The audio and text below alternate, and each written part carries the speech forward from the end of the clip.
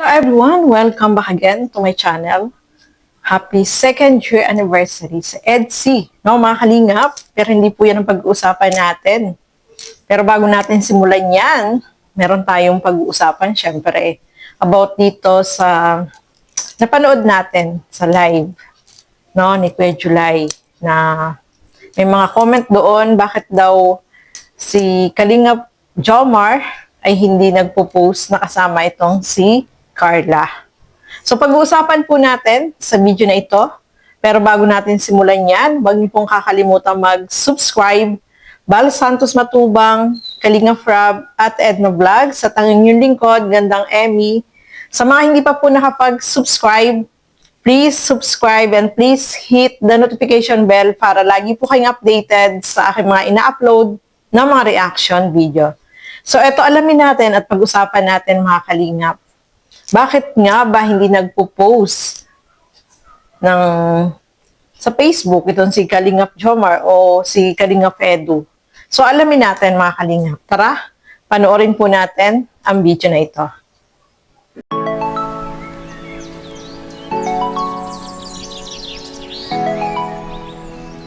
So yan po mga kasukay mga kalingap.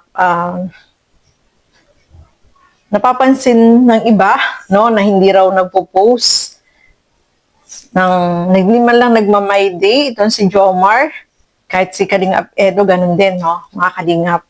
Ayun nga, alam natin na hindi natin nakikitaan kasi ito pala ay may rules si Kalingap Frab na bawal mag-post na kasama itong Kalingap Angel na kanilang mga collab team. So, bawal pala yun. So,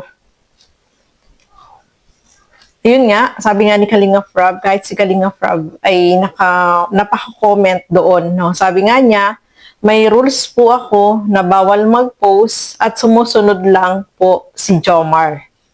So, tama naman yun, mga Kalinga. Kasi may rules nga inilapag si Kalinga Frab na bawal mag-post na kasama itong Kalingap Angel, kahit si Carla, Kasi yung iba naghahanap, bakit daw hindi man lang nagpo-post, hindi man lang nakikita dun sa kanilang wall, sa kanilang Facebook, o sa story.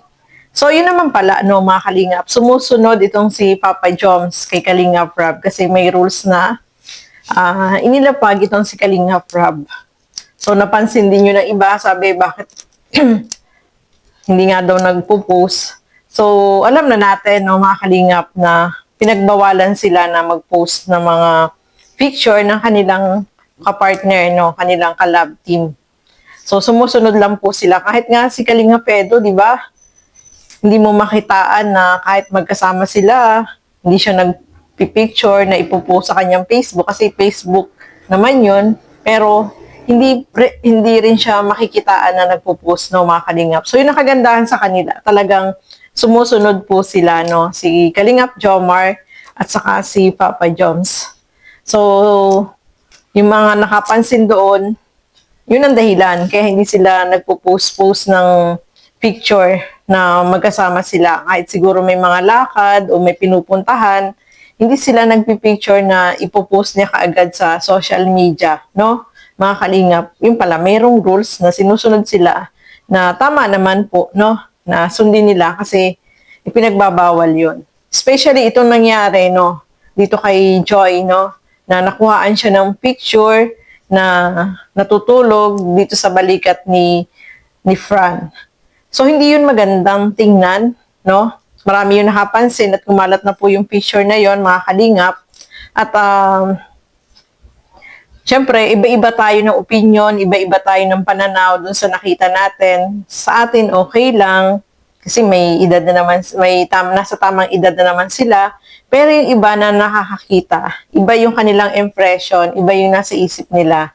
At saka, alam naman natin na kagaya niyan, halimbawa, na magkakasama tayo sa isang sasakyan at may pinuntahan tayo. Alam naman natin na may itong si Joy ay Kalingap Angel. So, iwasan natin yung mga ganong bagay na makakasira sa image ni Joy, Although, magkakasama kayo, pero hindi naman maganda yung basta mo na lang pipicturean yung isang tao, di ba? Hindi po maganda yun na magpipicture ka basta-basta tapos ipopost mo.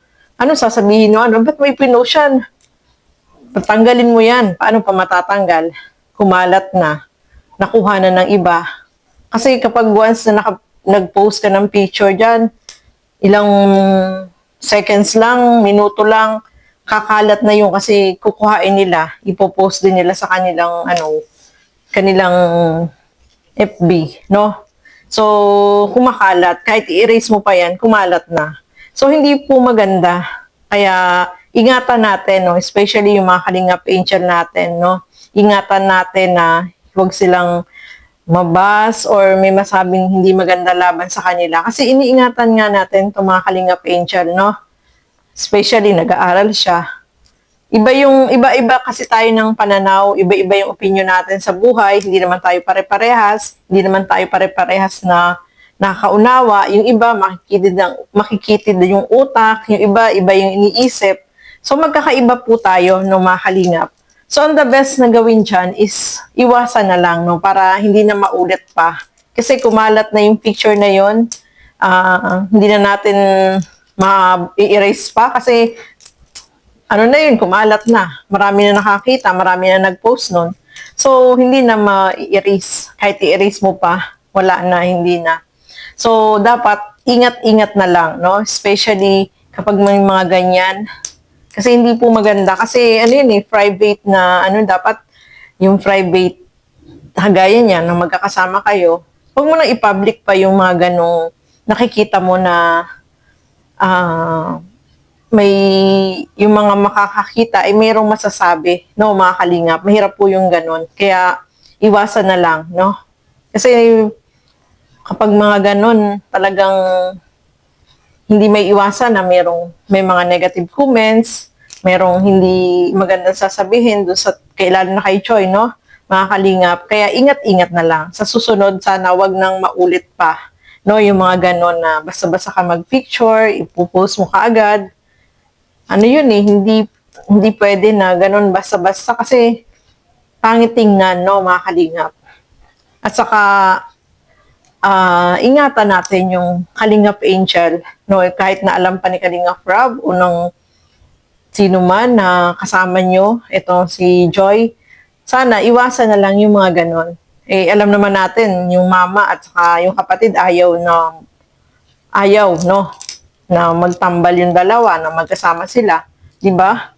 So, iwas na lang para iwas na rin sa bashing, no, mga Kalingap. So, ayan po, no, sa susunod, sana wag na maulit yung mga ganito, no, mga Kalingap. Kasi iba-iba tayo ng pananaw, iba yung opinion ng isang tao, iba yung opinion ko. Hindi tayo pare-parehas, no, mga Kalingap. So, ayan po, no, maraming salamat sa inyong walang sawang panonood at pagsuporta dito sa aking mga ginagawang reaction video. So, hanggang dito na lamang po muna. Thank you so much and God bless po sa atin lahat. Bye-bye!